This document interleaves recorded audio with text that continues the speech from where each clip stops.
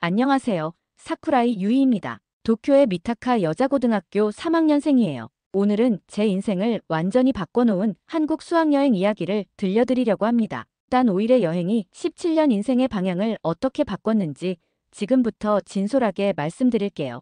미타카 고등학교 3학년 수학여행은 프랑스 파리로 결정되었습니다. 교장 선생님의 발표에 교실이 환호성으로 뒤덮였죠. 저도 너무 기뻤습니다. 어릴 때부터 꿈꿔왔던 파리. 외교관이셨던 부모님의 영향으로 유럽에 대한 동경이 컸거든요. 하지만 그 기쁨은 2달도 가지 못했습니다. 코로나19 상황을 고려해 수학여행지를 한국 서울로 변경합니다. 순간 교실이 얼어붙었어요. 파리가 아닌 한국이라니 저는 정말 실망했습니다. 외교관 부모님께서는 항상 저에게 최고만을 기대하셨죠. 전교 1등은 기본이고 도쿄대학교 진학은 이미 정해진 운명이었어요. 그런 제게 한국은 그저 가깝고 별 볼 일 없는 나라였습니다. 유이, 한국은 가볼 필요도 없어. 일본보다 모든 면에서 뒤처진 나라야. 아버지의 말씀이 머릿속에 맴돌았어요. 설상가상으로 저는 방송반 아나운서로서 학교 방송에서 한국 수학여행 소식을 전해야 했죠. 억지 미소를 지으며 방송을 마친 후 화장실에 들어가 눈물을 쏟았습니다. 왜 하필 한국일까요? 출발 전날 짐을 싸면서도 내내 불만이 가득했어요. 인스타그램에는 친구들의 유럽 여행 사진이 넘쳐났는데 저는 한국이라니 부모님께 안 가면 안 될까요?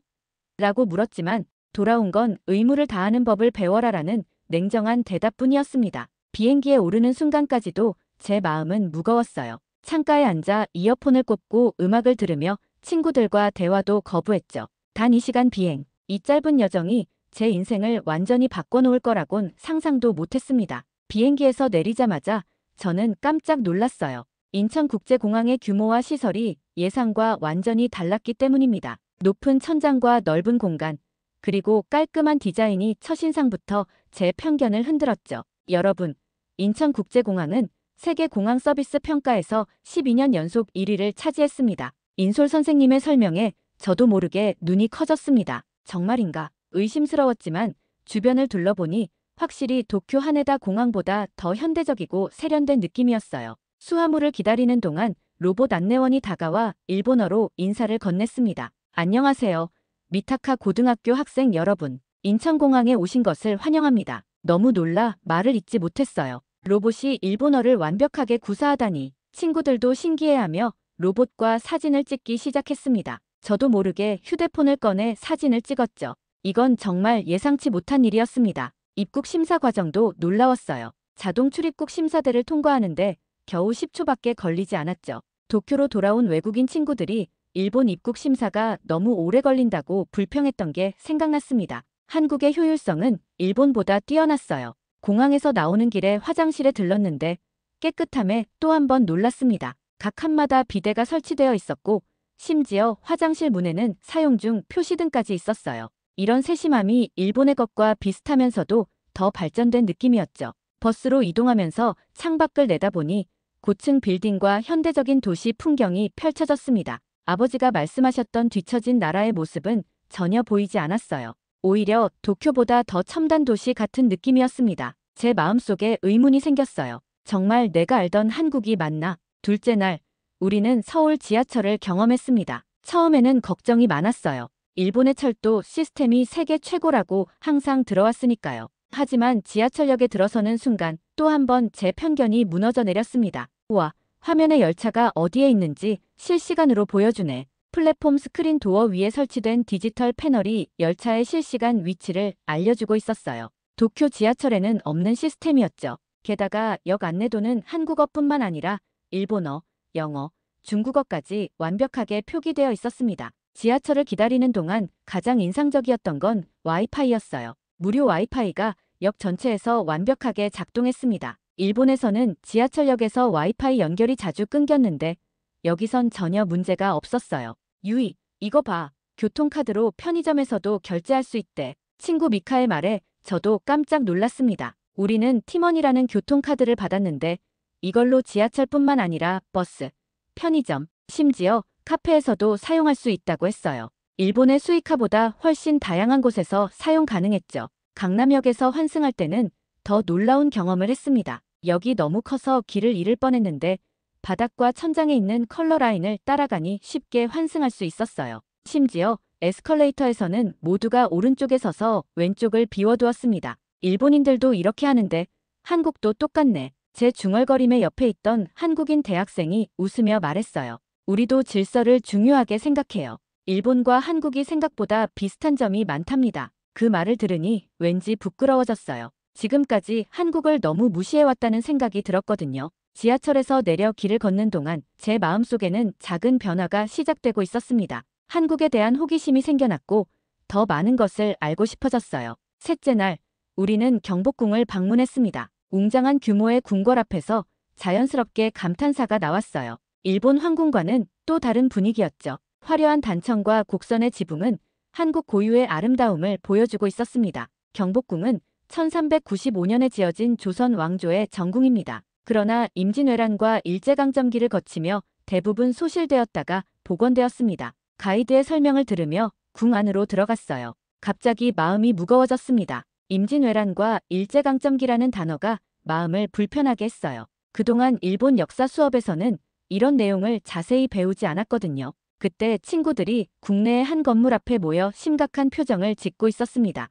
다가가 보니 명성황후 시해 사건에 대한 설명판이었어요. 가이드는 1895년 일본인들이 명성황후를 잔인하게 살해한 사건에 대해 설명하고 있었습니다. 이 사건은 한국인들에게 매우 아픈 역사로 남아 있습니다. 가이드의 목소리가 떨렸어요. 저는 그 자리에 얼어붙었습니다. 이런 역사적 사실을 처음 들었거든요. 일본 학교에서는 전혀 가르쳐주지 않았던 내용이었습니다. 눈물이 차올랐어요. 부끄러움과 미안함이 밀려왔죠. 괜찮아요. 너무 마음 아파하지 마세요. 이건 당신의 잘못이 아니니까요. 한국인 해설사가 제 어깨를 토닥여 주었습니다. 그 따뜻한 말에 더욱 눈물이 났어요. 과거의 아픔을 알면서도 저를 원망하지 않는 그 마음이 더 미안하게 느껴졌죠. 경복궁을 나오면서 저는 생각했습니다. 역사를 제대로 알아야 한다. 그리고 과거의 잘못을 인정해야 미래로 나아갈 수 있다. 이것은 단순한 수학여행이 아니라 제게 새로운 역사인식을 심어준 소중한 경험이었어요. 그날 저녁 호텔방에서 저는 명성황후와 한일 관계에 대해 더 찾아보았습니다. 알면 알수록 마음이 무거워졌지만 동시에 이러한 역사적 사실을 알게 된 것이 중요하다고 느꼈어요. 과거를 모르고서는 진정한 이해와 화해가 불가능하니까요. 넷째 날 오전, 우리는 한복 체험을 하기 위해 한옥마을을 방문했습니다. 처음에는 별 기대 없이 따라갔어요. 그냥 기모노와 비슷하겠지라고 생각했거든요. 하지만 한복을 입는 순간 제 생각은 완전히 바뀌었습니다. 이 연보라색 치마와 연두색 저고리가 어울릴 것 같아요. 한복은 상의와 하의의 색 조합이 중요하답니다. 한복 체험관 직원의 추천으로 고른 한복을 입고 거울을 봤을 때 저도 모르게 감탄했어요. 한복의 풍성한 치마와 짧은 저고리가 만드는 실루엣이 너무 아름다웠거든요. 기모노의 단정하고 고든 선과는 달리 한복은 부드럽고 자유로운 곡선미가 있었습니다. 유이, 너 정말 예쁘다. 마치 조선시대 공주님 같아. 친구들의 칭찬에 수줍게 웃었지만 정말 기분이 좋았어요. 한복을 입고 경복궁 근처를 거닐 때는 마치 시간 여행을 하는 듯한 기분이었습니다. 현대적인 도시 속에 고풍스러운 한복이 어우러지는 모습이 신기했어요. 일본에서 오셨나요? 한복이 정말 잘 어울리네요. 지나가던 한국인 할아버지께서 말을 걸어오셨습니다. 부끄러워하며 감사 인사를 드렸더니 할아버지는 우리를 위해 사진을 찍어주셨어요. 그리고 의외의 말씀을 해주셨죠. 저는 일본에서 10년 살았답니다. 양국이 서로 이해하고 존중하는 날이 오길 바랍니다. 할아버지의 따뜻한 미소에 가슴이 뭉클했어요. 과거의 아픔에도 불구하고 미래를 향한 희망의 메시지를 전해주신 것 같았습니다. 한복 체험관으로 돌아가는 길에 전통 공예품 가게를 발견했어요. 그곳에서 한지로 만든 아름다운 책갈피를 샀습니다. 책을 읽을 때마다 한국에서의 이 순간을 기억하고 싶었거든요. 한복을 벗으면서 조금 아쉬웠지만 그 아름다움은 제 마음속에 깊이 남았습니다. 오후에는 한강공원을 방문했어요. 도시 한가운데를 가로지르는 거대한 강이 너무 인상적이었습니다. 도쿄에도 스미다 강이 있지만 한강의 규모와 주변 시설은 비교가 안 되었어요. 여러분, 자유시간입니다. 2시간 동안 한강공원을 즐기세요. 하지만 정해진 시간에 이곳으로 돌아와야 합니다. 선생님의 말씀에 친구들은 삼삼오오 흩어졌습니다. 저는 혼자 강변을 따라 걸으며 생각에 잠겼어요. 이제 한국에 대한 제 생각은 완전히 달라져 있었습니다. 편견으로 가득 찼던 마음이 존중과 호기심으로 바뀌었죠. 걷다 보니 많은 사람들이 텐트를 치고 피크닉을 즐기고 있었어요. 가족들, 연인들, 친구들이 함께 음식을 나누고 대화를 나누는 모습이 정겨웠습니다. 그때 한 편의점 앞에 라면 조리 가능이라는 일본어 안내문이 눈에 들어왔어요. 호기심에 편의점으로 들어가 신라면을 구매했습니다. 점원이 친절하게 라면 끓이는 법을 알려주었어요. 뜨거운 물을 붓고 뚜껑을 덮은 채 한강을 바라보며 기다렸습니다. 맛있게 드세요. 옆자리에 앉은 한국인 대학생이 웃으며 말을 걸어왔어요. 일본에서는 낯선 사람이 말을 거는 경우가 드문데 이런 친근함이 신선했습니다. 라면 뚜껑을 열자 매콤한 향기가 코를 찔렀어요. 조심스럽게 한 입 먹어보니 생각보다 훨씬 맵고 깊은 맛이었습니다. 강변의 시원한 바람과 함께 즐기는 라면이 정말 맛있었어요. 이거 정말 맛있네요. 저도 모르게 한국어로 감탄했습니다. 옆자리 대학생이 웃으며 엄지손가락을 치켜 세웠어요. 그 순간 저는 이 소소한 경험이 평생 기억에 남을 것 같다는 생각이 들었습니다. 한강, 라면, 그리고 따뜻한 인간미가 만들어낸 완벽한 순간이었어요. 라면을 다 먹고 쓰레기를 정리하는데 주변의 모든 사람들이 철저하게 자신의 쓰레기를 치우는 모습이 인상적이었습니다. 공공장소를 깨끗하게 사용하는 시민의식이 일본과 매우 비슷했어요. 우리가 다르지 않다는 생각이 들었습니다. 저녁에는 선생님들이 특별히 삼겹살 식당으로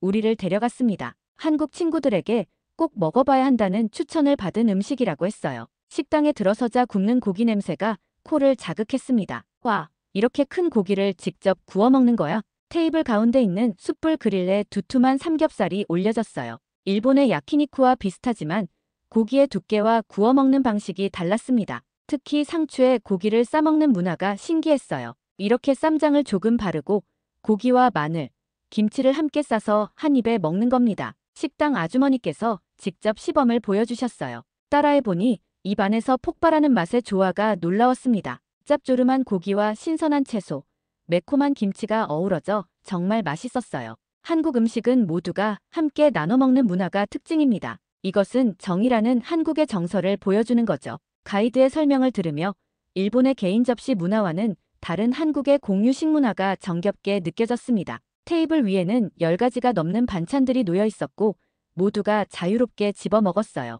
유이, 이건 깻잎인데 고기랑 같이 싸 먹으면 맛있어. 친구 아유미의 추천으로 깻잎쌈을 만들어 먹었더니 또 다른 맛의 세계가 펼쳐졌습니다. 향긋한 깻잎이 고기의 느끼함을 잡아주었어요. 일본에서도 깻잎을 먹지만 이렇게 활용하는 방법은 처음 알았습니다. 식사 후에는 식당 아주머니께서 수정과라는 전통 음료를 서비스로 주셨어요. 계피와 생강향이 가득한 달콤한 음료가 포만감으로 가득 찬 배를 편안하게 해주었습니다. 정말 맛있었습니다. 감사합니다. 일본어로 인사하려다 조심스럽게 한국어로 말씀드렸더니 아주머니의 얼굴에 환한 미소가 번졌어요. 그 미소에서 진심 어린 환대를 느낄 수 있었습니다. 음식을 통해 한국의 따뜻한 정을 경험한 소중한 시간이었어요. 마지막 날, 우리는 서울의 대학가인 신촌을 방문했습니다. 일본으로 돌아가기 전 자유시간이 주어졌고 저는 연세대학교 캠퍼스를 구경하기로 했어요. 아름다운 캠퍼스와 활기찬 대학생들의 모습이 인상적이었습니다.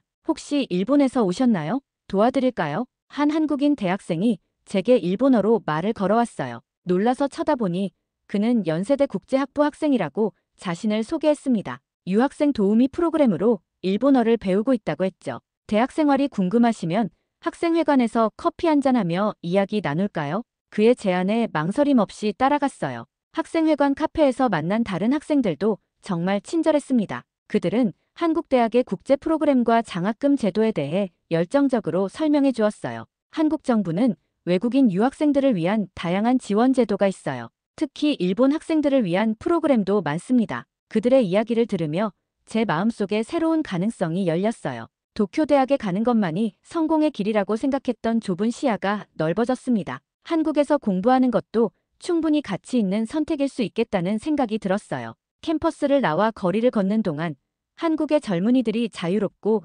열정적으로 꿈을 키워가는 모습이 부러웠습니다. 일본의 고령화 사회와 달리 이곳은 젊음의 에너지로 가득 차 있었어요. 미래에 대한 불안 대신 가능성을 보는 듯 했습니다. 호텔로 돌아가는 버스 안에서 저는 중대한 결심을 했어요. 부모님이 정해놓은 길을 따르는 대신 제 자신의 길을 개척하고 싶었습니다. 그리고 그 첫 번째 단계로 한국 유학을 진지하게 고려해보기로 했죠. 일본으로 돌아가는 비행기 안에서 창밖으로 작아지는 서울의 모습을 바라보며 눈물이 났습니다. 단 5일 만의 경험이었지만 제 인생에 가장 큰 변화를 가져다준 시간이었어요. 한국에 대한 편견은 완전히 사라졌고 대신 존중과 호기심, 그리고 새로운 꿈이 자리 잡았습니다. 다시 올게, 서울아. 다음에는 유학생으로 속으로 다짐하며 마지막 작별 인사를 건넸어요. 그날 이후 저는 한국어 공부를 시작했고 부모님께 제 결심을 전했습니다. 처음에는 반대하셨지만 제 진심을 알게 되자 점차 이해해 주셨어요.